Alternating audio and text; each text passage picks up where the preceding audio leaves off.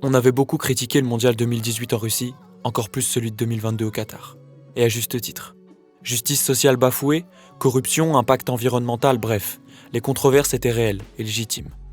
Dans un mois, débutera celui organisé conjointement aux États-Unis, Canada et Mexique, et les Espagnols s'y présentent comme grands favoris.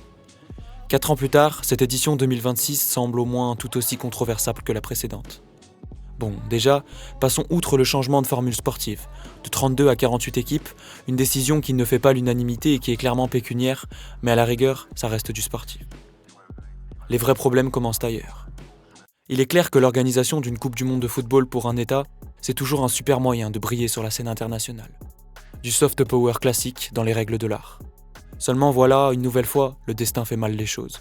La plus grosse puissance mondiale, les États-Unis, actuellement dirigés par le sulfureux milliardaire d'extrême droite Donald Trump, au cœur de multiples conflits mondiaux, vont accueillir l'immense majorité des matchs d'un tournoi pourtant placé sous le sigle de mois de trêve et de communion mondiale.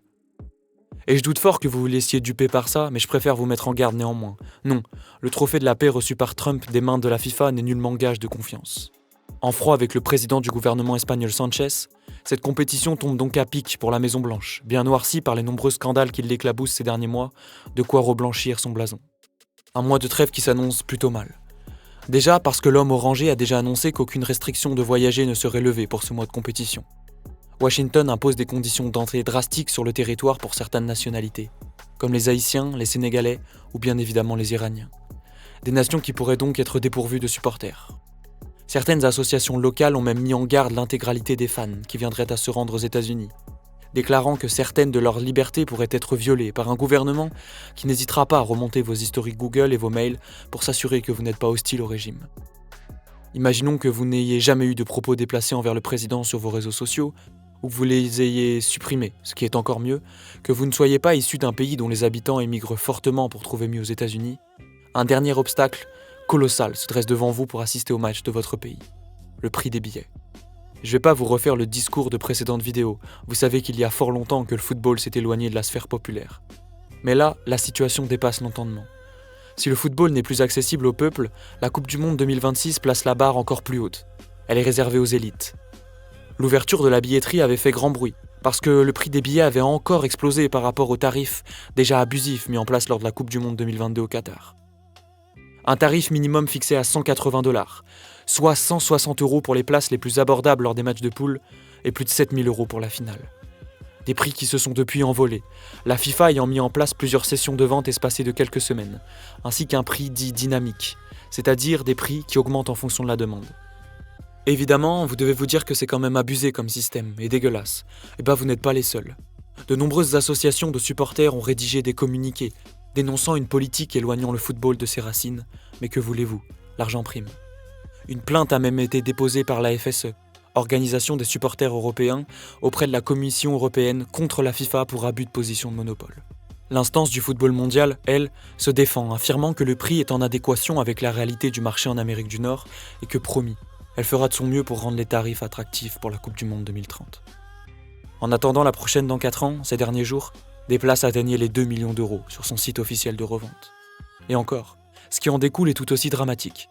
À qui profite le crime ?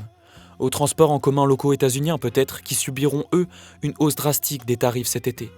95 $ le billet de navette contre 10 habituellement. Foutue guerre en Iran. Ou encore le prix des places de parking, véritable bulle spéculative qui ne cesse de grossir, atteignant des tarifs qui font froid dans le dos pour un véhicule qui sera stationné à plus d'1 kilomètre de l'enceinte dans certaines villes. Tout augmente. La FIFA, elle, a déjà penché sur plus de 11 milliards de revenus estivaux liés à l'événement. Évidemment, certains bruits de boycott ont fait surface, rapidement étouffés comme un cri de détresse qu'on chuchoterait. L'événement est trop important pour s'y opposer. Et puis entre nous, téléspectateurs et passionnés, qui aura réellement le cran de ne pas regarder les matchs par volonté de suivre ses valeurs ? Très peu, trop peu. On se dira qu'un de plus, un de moins devant l'écran, ça changera rien. On subira toujours avec le même petit énervement les pauses fraîcheurs de 3 minutes chaque mi-temps, comblées par des coupures pub, mais cet agacement s'estompera avec le temps. Certains diront même que c'est pas mal, ça rajoute une dimension tactique, ça recharge les batteries donc améliore le spectacle fourni peut-être. Mais il ne faudra pas oublier que la réelle volonté n'était pas la santé mais le financier. On fermera aussi les yeux sur l'impact écologique de l'événement, déjà anticipé comme le plus polluant de l'histoire du sport.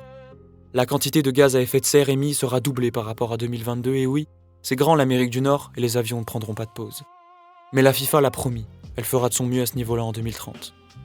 Pour ce qui est de l'organisation locale, chapeautée en coulisses par Trump, climato-sceptique assumé, aucun effort ne sera évidemment fait. On se dira que les stades et pelouses ne sont pas au niveau de l'événement, mais que bon, ça fait partie du folklore. On ne sera pas non plus sur place pour se rendre compte que les fan zones, pour la première fois de l'histoire, seront payantes. Non, nous, on sera tranquillement chez nous, physiquement, mais grâce à Michou sur M6, à New York ou Los Angeles, spirituellement. Tous ces problèmes-là, au mieux, on ne les verra pas, au pire, on les omettra. Parce que c'est tous les 4 ans. Parce que les pelouses gorgées de sang du Qatar ne laissent en mémoire que les moments de sport légendaires qu'elles ont accueillis. Parce qu'on a bien le droit de profiter sans se poser trop de questions. Juste aimer notre sport et ses histoires. Je crois qu'il est possible de le faire. Profiter du chemin sans totalement oublier les scandales qui jonchent ses bords. Savoir aimer, ne pas oublier de critiquer, lutter pour, combattre contre. Bonne Coupe du Monde à tous, et n'oubliez pas que le football n'est plus qu'un simple sport. Que le meilleur gagne, et que les États-Unis sortent au premier tour, histoire de...